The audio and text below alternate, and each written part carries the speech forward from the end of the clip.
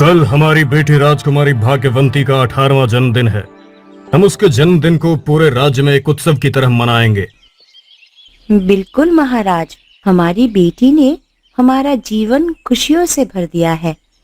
उसके जन्मदिन पर उत्सव होना ही चाहिए। मैं तो कहती हूँ राज्य के सभी नागरिकों में मिठाइयाँ बंटवाइए। वो तो हम बंटवाएंगे ही, लेकिन उसके अलावा भी हमने बहुत कुछ सोचा है। क्या सोचा है महाराज, मुझे भी बताइए। हमने जो भी सोचा है वो आपको परसों पता चल जाएगा। उसके बारे में हम अभी किसी से भी नहीं बताएंगे।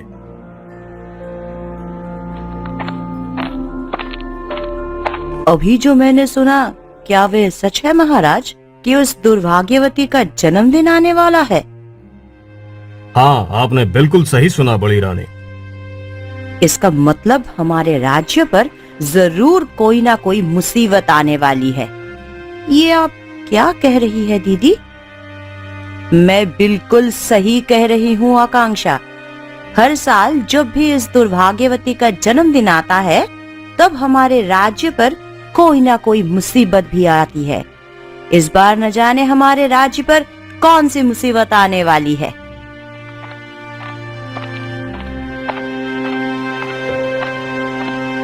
महाराज, गुप्तचरों से सूचना मिली है कि हम पर आक्रमण होने वाला है। मंत्री जी, सेनापति जी को सूचित करिए कि युद्ध के लिए तैयार रहें। आप चिंता न कीजिए महाराज, हमारी सेना हर समय किसी भी तरह की चुनौती से निपटने के लिए तैयार रहती है। हमें आप पर और आपकी बहादुर सेना पर पूरा विश्वास है सेनापति विजय। हम जानते हैं कि जब तक आप हो तब तक हमारा राज्य पूरी तरह सुरक्षित है। महाराज, मुझे तो लगता है इस वर्ष भी पिछली वर्ष की तरह ही गुप्तचर को गलत सूचना मिली है। सोच तो हम भी यही रहे हैं, लेकिन हमें युद्ध के लिए तैयार रहना चाहिए। जैसी आपकी आज्ञा महाराज।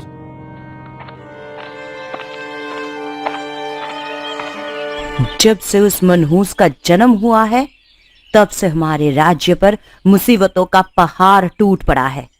मैं तो कहती हूँ कि उसे इस राज्य से बाहर कर देना चाहिए। नहीं, मेरी बेटी भाग्यवती मनहूस नहीं है। उसे मनहूस मत कहो। वह भाग्यवती नहीं, बल्कि दुर्भाग्यवती है। यही तो रखी थी मैंने भाग्यवती की कुंडली, ना जाने कहां चली गई। मैं अपनी बेटी की कुंडली को इस राज्य के बड़े से बड़े ज्योतिषियों से दिखवाऊंगी और ये साबित कर दूंगी कि मेरी बेटी दुर्भाग्यवती नहीं है। तुम चाहे कुछ भी कर लो आकांक्षा, लेकिन तुम जो सोच रही हो वैसा कभी नहीं होगा।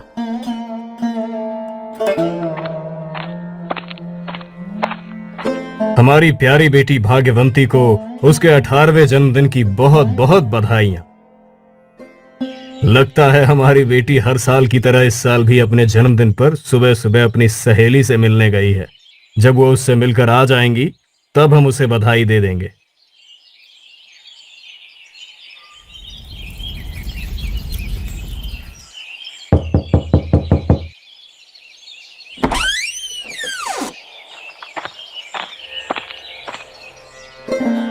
मैं तुम्हारी ही इंतजार कर रही थी।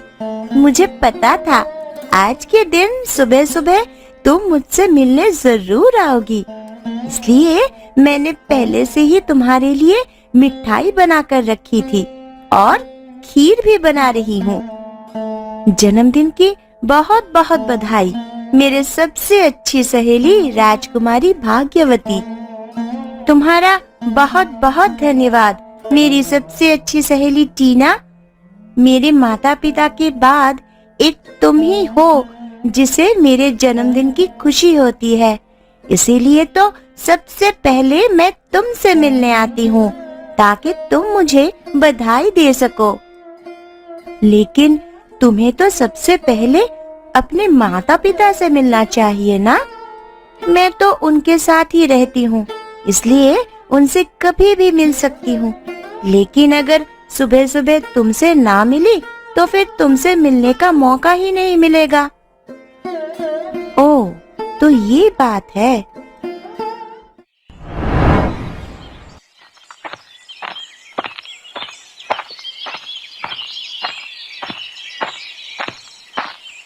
मैं अभी अभी भाग्यवती के कमरे से ही आ रही हूँ।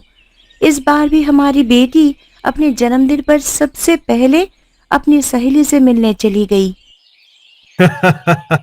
हमें ये बात पहले से पता है, क्योंकि हम आपसे पहले उसके कमरे में गए थे। मैं आपसे एक बात कहना चाहती हूँ महाराज। क्या बात है, कहो। महाराज, मैं चाहती हूँ कि आप हमारी बेटी की कुंडली को राज्य के सभी बड़े ज्योतिषियों को दिखाइए। हर साल तो हम भाग्यवंती की कुंडली अपने राज पुरोहित से दिखवाते हैं और उसकी कुंडली से दोष दूर करने के लिए उनके बताए उपाय भी करते हैं, लेकिन उसका कुछ असर नहीं होता। इसलिए तो मैं आपसे कह रही हूँ महाराज कि इस बार राज पुरोहित से भाग्यवती की कुंडली ना दिखाकर राज्य के बड़े बड़े ज्योतिषियों से उसकी कुंडली दिखवाए तो कैसा रहेगा। दुर्भाग्यवती की कुंडली चाहे जिससे भी दिखाओ, उसका दुर्भाग्य सौभाग्य में नहीं बदल जाएगा। ऐसा ना बोलो दीदी।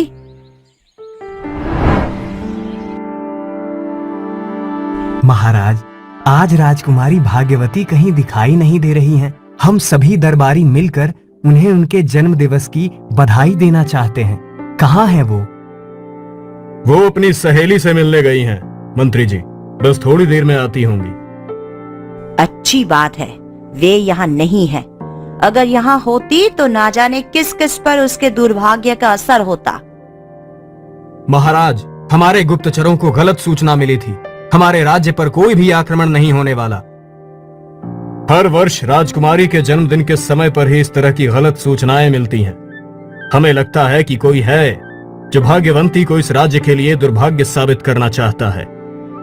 मुझे भी यही लगता है महाराज। हमारी बेटी और इस राज्य की राजकुमारी को उसके जन्मदिन के अवसर पर बहुत बहुत शुभकामनाएं। राजकुमारी जी, जन्मदिन की बहुत बहुत शुभकामनाएं। जन्मदिन की बहुत बहुत शुभकामनाएं राजकुमारी जी। आपको जन्मदिन की बहुत बहुत बधाई हो राजकुमारी जी। भगवान का आशीर्वाद सदा आप पर बना रहे। आप सभी का बहुत बहुत धन्यवाद। मंत्री जी, हमारी बेटी के 18वें जन्मदिन के अवसर पर राज्य के सभी लोगों को मिठाई बांटने का प्रबंध किया जाए। जैसी आपकी आज्ञा महाराज। आपने अपनी बेटी को जन्मदिन की बधाई नहीं दी छोटी रानी आकांक्षा, और ना ही आपने उसे बधाई दी बड़ी रानी शोभा। मुझे तो इस बात की चिंता सता रही है कि आज कहीं कोई दुर्घटना ना हो जाए और फिर उसका जिम्मेदार मेरी बेटी के भाग्य को ठहराया जाएगा, जिसकी वजह से पूरा राज्य परेशान है। भला मैं उसे बधाई क्यों दूं? हम आपकी चिंता समझ सकते हैं छोटी रानी, लेकिन भाग्यवंती के लिए आपकी नफरत को नहीं समझ पा रहे बड़ी रानी। हम जानते हैं कि राज्य पर आने वाले विपदाओं का भाग्यवंती के भाग्य से कुछ लेना देना नहीं है, इसलिए आज हम उसे इस राज्य का उत्तराधिकारी घोषित करते हैं। तो आप राजकुमारी के जन्मदिन पर यह करने वाले थे महाराज? जी, हमारी यही योजना थी। आप ऐसा कैसे कर सकते हैं महाराज, ये जानते हुए भी कि? हम जानते हैं कि हम क्या कर रहे हैं। महाराज, मैं आपके निर्णय का सम्मान करता हूँ, लेकिन भाग्यवंती की कुंडली में राजयोग नहीं है। यदि उसे इस राज्य का उत्तराधिकारी बनाया गया तो इस राज्य को उसका बहुत बुरा परिणाम भोगना पड़ सकता है। राजपुरोहित जी, मैं भाग्यवती की कुंडली अपने साथ लाई हूँ। आप एक बार देखिए, हो सकता है उसकी ग्रह दशा इस वर्ष बदलती गई हो।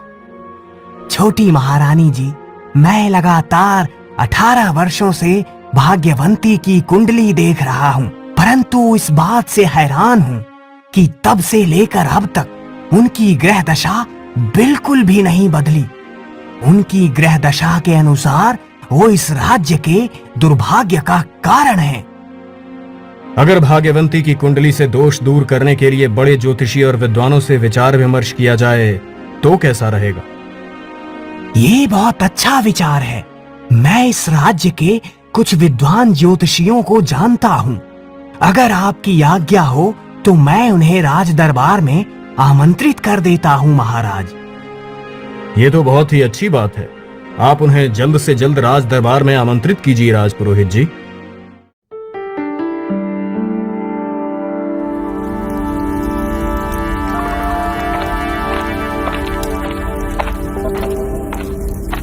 हमारे बेटी के कमरे में आग कैसे लगी?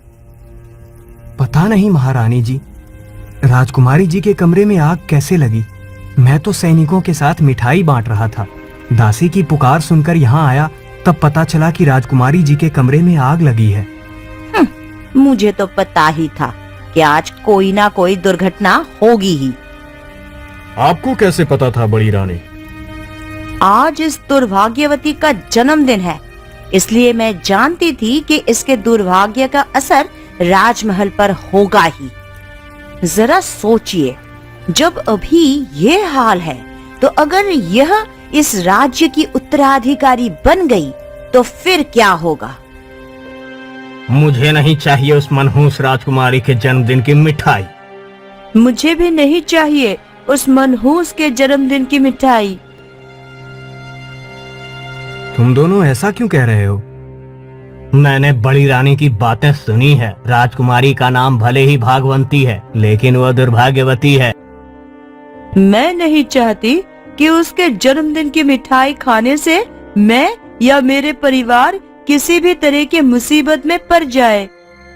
वो तो उस दासी की किस्मत अच्छी थी जो उसकी जान बच गई, नहीं तो वो आज। तुमने बिल्कुल सही कहा भैया।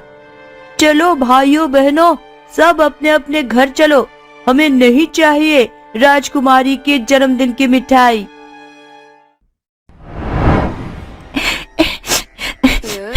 माँ, बड़ी माँ मुझे दुर्भाग्यवती क्यों कहती है? राजमहल में कोई भी दुर्घटना होती है तो वो मुझे ही उसका जिम्मेदार ठहराती है। भला किसी भी दुर्घटना की जिम्मेदार मैं कैसे हो सकती हूँ? राजमहल में होने वाली किसी भी दुर्घटना की जिम्मेदार तुम नहीं हो बेटी। मैं ये साबित करके रहूंगी। मंत्री जी, हमने ये मिठाई लोगों में बांटने के लिए दी थी, आप वापस क्यों ले आए? महाराज, कोई भी व्यक्ति राजकुमारी जी के जन्मदिन की मिठाई नहीं लेना चाहता। सब उन्हें मनहूस मानते हैं। वो कौन है जिसने हमारी बेटी को मनहूस कहा? हम अभी उसकी गर्दन धड़ से अलग कर देंगे। शांत हो जाइए महाराज, इसमें उनकी गलती नहीं है। ये बात तो आप अच्छी तरह जानते हैं ना मंत्री जी कि हमारी बेटी दुर्भाग्यवती नहीं है।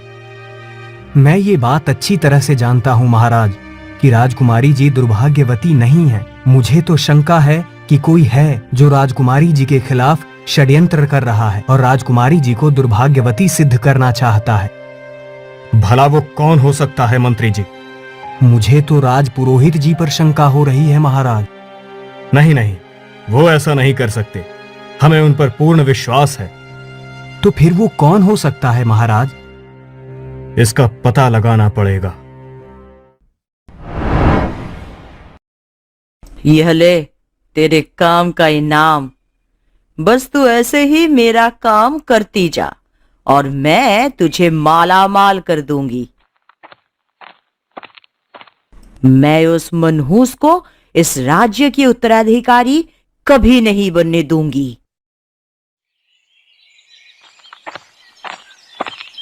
ज्योतिषाचार्य विवेक को राजा वीरभान के राजपुरोहित दयाराम का प्रणाम। कहिए राजपुरोहित दयाराम जी, आज यहाँ कैसे आना हुआ?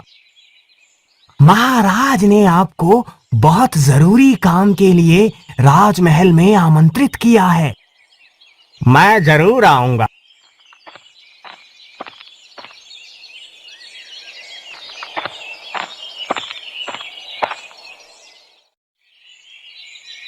राजपुरोहित दयाराम जी, यहाँ आने में कोई परेशानी तो नहीं हुई? मेरा अभिवादन स्वीकार कीजिए ज्ञानेश्वर जी। मैंने आपको मन की आंखों से आते हुए देख लिया था। मैं तो ये भी जानता हूँ कि आप यहाँ किस लिए आए हैं, और मैं महाराज का निमंत्रण स्वीकार भी करता हूँ। मैं जानता था कि आपको मेरे आने का पता पहले से चल जाएगा। ये अनाथ लड़की यहाँ क्या कर रही है? जरूर दुर्भाग्यवती से मिलने आई होगी। तुम यहाँ मुझसे मिलने आए, मुझे बहुत अच्छा लगा। तुम इतने दिनों से मेरे पास नहीं आई, तो मैं ही तुम्हारे पास आ गई। सब मुझे मनहूस और दुर्भाग्यवती कहते हैं, इसलिए मैं महल से बाहर नहीं निकलती और तुम्हारे पास भी नहीं आती हूँ।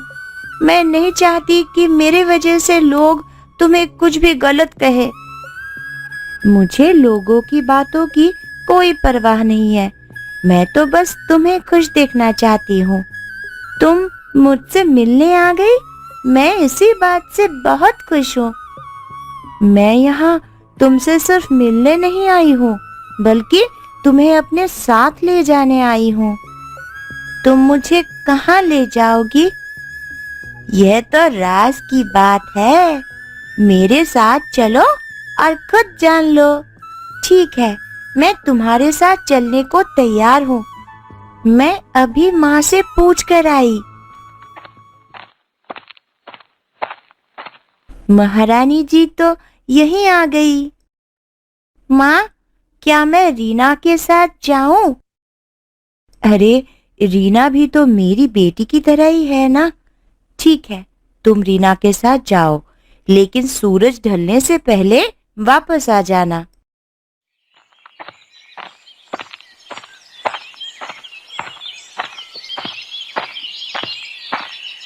अरे, ये मनहूस राजकुमारी कहाँ जा रही है? इसके साथ ये लड़की कौन है? यह लड़की इस मनहूस राजकुमारी की सहेली है, जो कि अनाथ है। मुझे तो लगता है महाराज ने इन दोनों को ही राज्य से बाहर निकाल दिया है। मुझे भी ऐसा ही लगता है। महाराज ने इन दोनों को राज्य से बाहर निकालकर बहुत अच्छा किया। अब हमारे